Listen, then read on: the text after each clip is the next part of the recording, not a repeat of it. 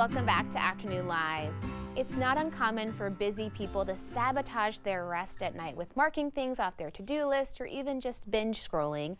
Here to share why rest revenge is so common in high achievers and what to do about it, we welcome back licensed mental health therapist and entrepreneurial well-being specialist, Jennifer Gray. Hi It's there. Great to see you. Good to see you as well. Okay, Hannah. rest revenge Yes. is a new term to me, but as I'm going down the maybe symptoms of it, I think a lot of people can relate. I do think a lot of people can relate. Yeah, it finds its sneaky little ways into our life, and a lot of the time we kind of just let it go, right? Because it's sort of what we're craving in the moment, but it doesn't help us like in the long term, and that's really important. Well, and talking about this concept of people who are hyper productive and how that's not always the best way to be 24 hours a day. Yes, exactly. Like in our society, we're just consuming a lot, so we're overwhelmed with our days. We're inundated, we feel out of control a lot of the time.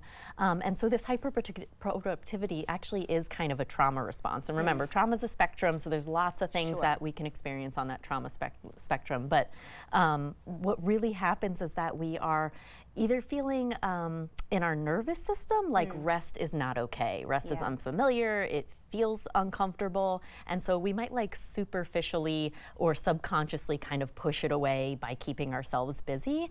But then there's other ways of doing this that really show up in our world, and it's really important to make sure we're paying attention to those so they don't get in that sneaky place. Are there some sneaky things we should be looking for that maybe we are the self-sabotagers and not letting that rest come in appropriately? Absolutely. I mean, you mentioned one right in the intro. I think that everyone kind of jokes about now, like binge watching, doom scrolling. We're spending hours into our evening instead of sleeping. We're doing these things, and that's because, again, because we're overwhelmed, because we're inundated, because we're feeling like we're on all the time and having to take care of other people or do things for other people, our brain wants freedom, okay? It wants autonomy. And so at the end of the night, what do? We pick up our phone, we pick up Netflix, and that gives us that sense of freedom and autonomy, but really it actually comes quite at a cost. Absolutely. What about making those deals with yourself? Like, well, I do want to rest, but I've got to get XYZ done first. Exactly, yeah, and I'm sure you know, Hannah, I know I have this experience. Lots always comes up, right? So we get ahead of our task list, we do those XYZ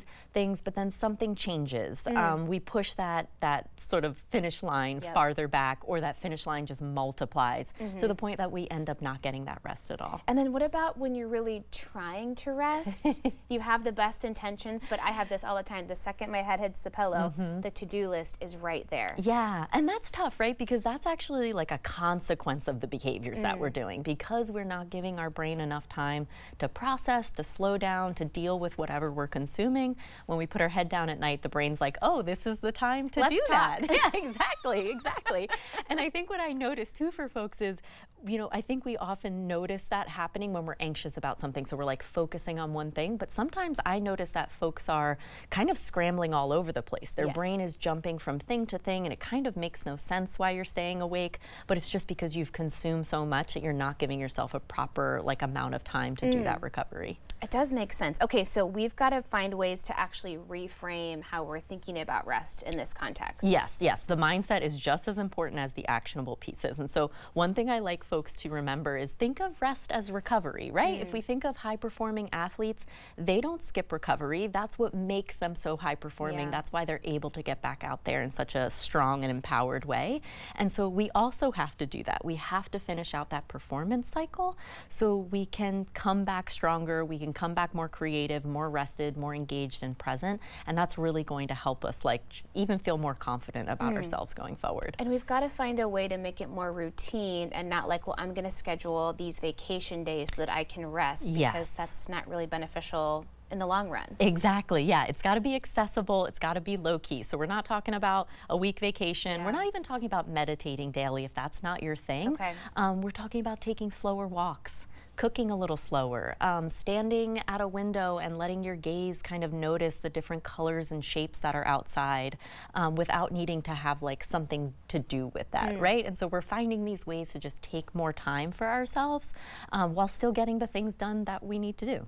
You've got some ideas for us to make some really accessible changes, like a 10-minute transition ritual. What does that look like? Yeah, so I'm thinking, we have so many different roles that we switch between, right? Especially home and work when we're switching between those. But like, let's create an off-ramp, right? Let's give ourselves something to really close out that one role that we're leaving and really be able to be more engaged and present for that next role. And so this can look like taking 10 minutes and sitting in silence if you want, blasting your music, stretching, taking a shower, like just doing something for yourself that's going to be a little bit of you time that feels good, that's calm for your nervous system, and again, allows you to show up to this next thing a little more fully. Exactly. Okay, what about pointless joy time? I love this so much, and some people always roll their eyes at me, but we have to do things You gotta try. Exactly. Yeah. We got to do things that aren't about growth or not about productivity. We're not trying to put things in the MoMA, right? Like we're not putting something in the museum. That's not what we're doing here. We're finding these small ways that we can enjoy it, not only for the joy itself, but so that our brain and our body, like our whole being, can know like we can be safe, we can be free of judgment. That's really important, because when we're not free of those things, that's actually part of why we're getting in that hyper productivity. And then just really quickly before we run out of time, just finding ways to support your nervous system in a better way too. Absolutely. If you're hearing what I'm saying and you're like, ugh, absolutely not, you maybe don't even feel like any of what I'm saying is accessible, then that's a good flag for you to know, I probably need something a little bit different. So finding a trained therapist in EMDR, finding some somatic therapies, even doing like a sound bath or a breath work class, any of that stuff, just to allow your nervous system to know that rest isn't a threat. It's not something that's scary. It's something you actually need. That's really important. And again, it's going to allow you to find that harmony between what you need and what others are going to need of you. There you go. Great places to start. Thank you so much. You're very welcome. Great to see you. You Okay, as we well. will have these tips and more about Jennifer on our website at katu.com. We'll be right back with more Afternoon Live right after this.